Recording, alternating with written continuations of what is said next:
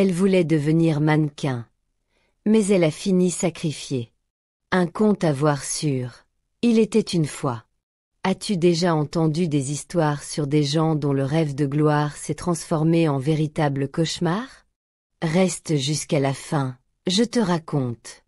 Il était une fois, dans la métropole africaine d'Iboboville, réputée pour la beauté de ses plages attirant des millions de touristes chaque année, ses magnifiques monuments rappelant le passé glorieux du peuple guerrier Pounou, et bien sûr l'aquamarine, un aquarium géant, possédant les espèces sous-marines les plus rares connues à ce jour. Dans ce paysage d'apparence paradisiaque, se tient une jeune femme orpheline nommée Zalika. Belle, avec des yeux brillants et un sourire doux malgré ses épreuves, elle vivait dans les rues, errant d'un coin à l'autre pour mendier de quoi survivre. Zalika avait perdu ses parents dans un tragique accident de voiture 12 ans auparavant, à l'âge de 6 ans. Depuis, elle dormait sous les ponts, sous les lampadaires vacillants, prenant des petits boulots pour joindre les deux bouts. Mais un événement bouleversant la convainquit que les rues n'étaient plus sûres. C'était une nuit calme, semblable à tant d'autres. Zalika, affamée, rencontra une vieille femme africaine, Mirambe, qui lui offrit un repas chaud.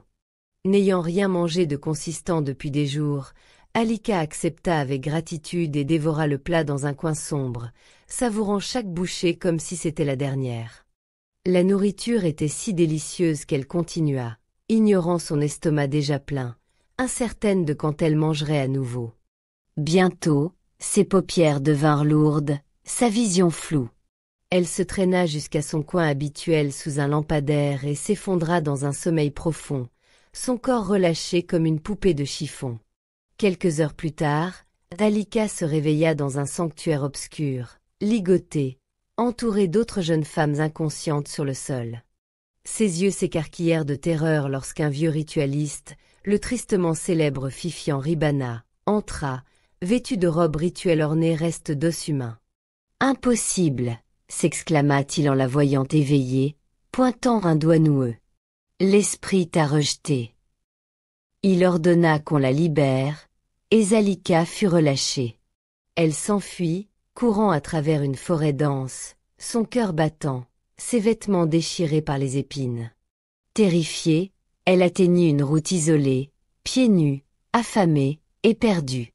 Chaque bruissement de feuilles la faisait sursauter, mais une voix intérieure l'exhortait à continuer, l'avertissant qu'un arrêt pourrait être fatal.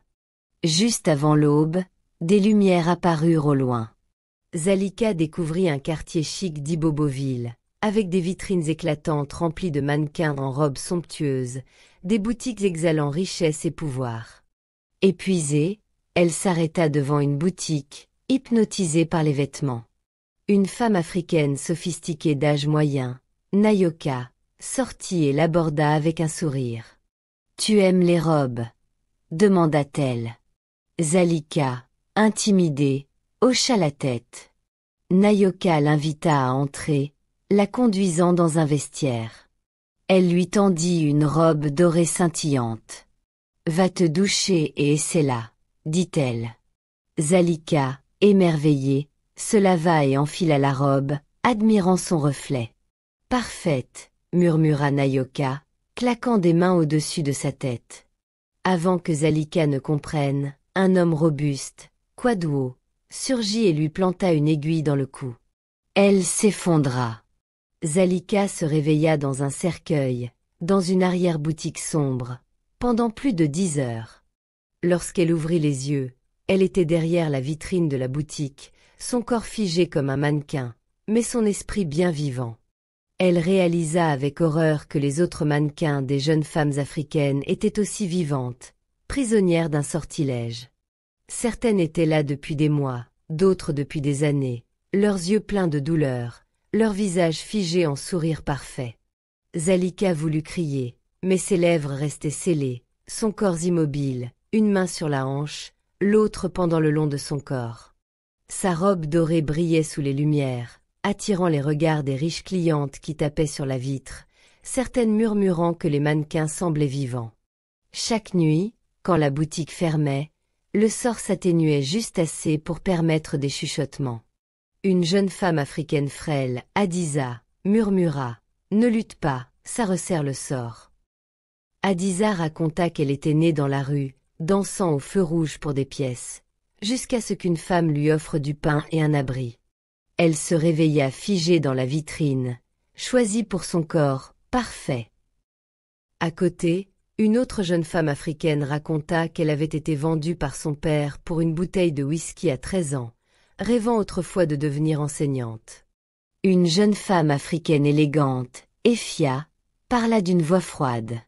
Issue d'une famille aisée, elle avait été séduite par un homme plus âgé rencontré en ligne, qui l'amena à Nayoka.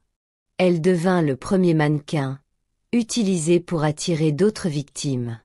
Tout étaient des filles volées, trahies, leur corps transformé en objet, leur cœur encore humain.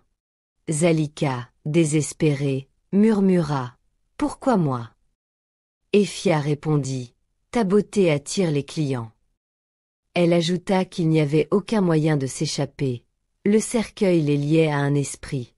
Zalika, figée, endura des jours de torture, son corps immobile, son esprit hurlant sans pourtant que ses lèvres puissent bouger.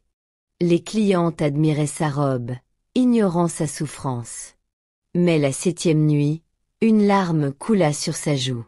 Hadiza, choquée, murmura « Nous avons essayé de pleurer pendant des mois, sans succès. » Efia expliqua que le cercueil n'avait pas scellé l'âme de Zalika, car le rituel avait échoué.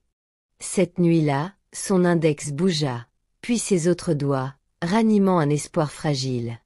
Le lendemain, alors que la foule admirait la vitrine, une cliente remarqua les doigts mouvants de Zalika. « Elle est vivante !» crie-t-elle. La boutique fut envahie, les gens filmant, murmurant. Des larmes coulèrent, effaçant le maquillage de Zalika, ses doigts tremblants. Nayoka, calme, expliqua que c'était une mannequin technologique importée d'Asie, apaisant la foule. Zalika, désespérée, sentit son espoir s'effondrer. Ce soir-là, Nayoka, furieuse dans son bureau, ordonna à Kwadwo de retirer Alika de la vitrine.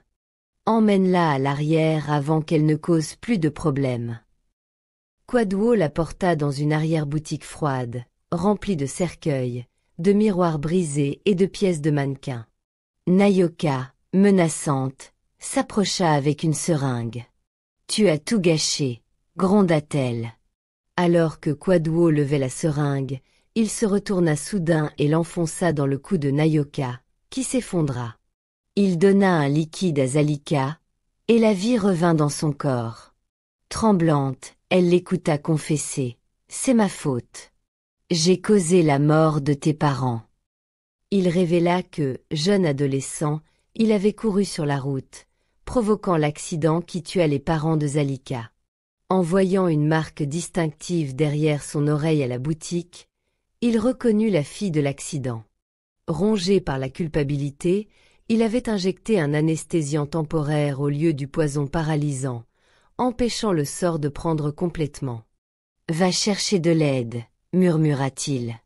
Zalika courut, robe dorée déchirée, jusqu'à un poste de police. « Les mannequins sont vivants » cria-t-elle. Les officiers, touchés par sa détresse, envahirent la boutique. Ils trouvèrent Nayoka inconsciente, des cercueils, des objets rituels et des affaires de filles disparues. Kwadwo, à genoux, confessa tout. Forcé de lever le sort, Nayoka libéra les filles mais le paya de sa vie. Seulement quelques secondes après avoir dit aux officiers de police comment lever le sort, elle sentit grouiller dans sa bouche quelque chose d'étrange. C'étaient des asticots puants qui commençaient à faire pourrir sa bouche. Nayoka fut conduite à Centre hospitalier universitaire Sainte-Sergina.